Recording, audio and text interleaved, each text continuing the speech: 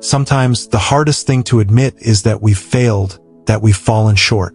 There are moments when we know deep down that we've drifted away from God. Not because He left us, but because we walked away. If you've ever felt that weight in your heart, that quiet ache that whispers, "I'm not where I used to be with God," this prayer is for you. Psalm 51 verse 10 says, "Create in me a clean heart, O God, and renew a right spirit within me." That verse isn't just about regret. It's about restoration, about knowing that no matter how far you've fallen, God's mercy reaches deeper still.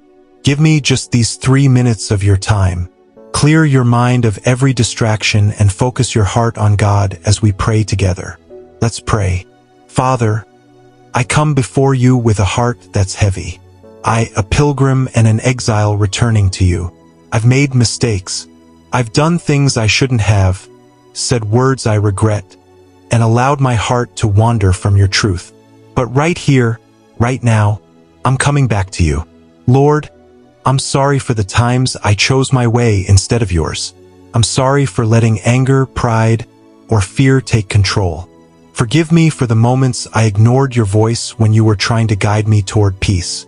Your word says in 1 John 1 verse 9 that if we confess our sins, you are faithful and just to forgive us and cleanse us from all unrighteousness. So, Father, I open my heart fully before you. Wash me clean. Make me new again. I don't want to just say I'm sorry with words. I want to show it through my life. Help me walk away from what's wrong and run toward what's right.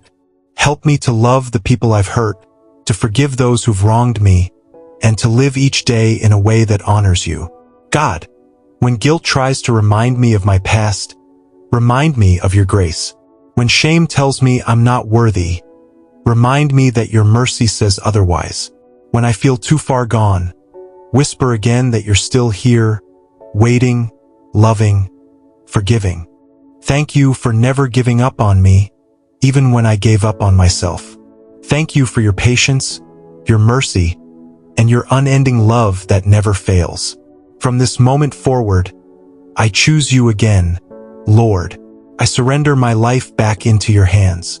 In Jesus' name I pray. Amen. If this prayer spoke to your heart, type Amen in the comments.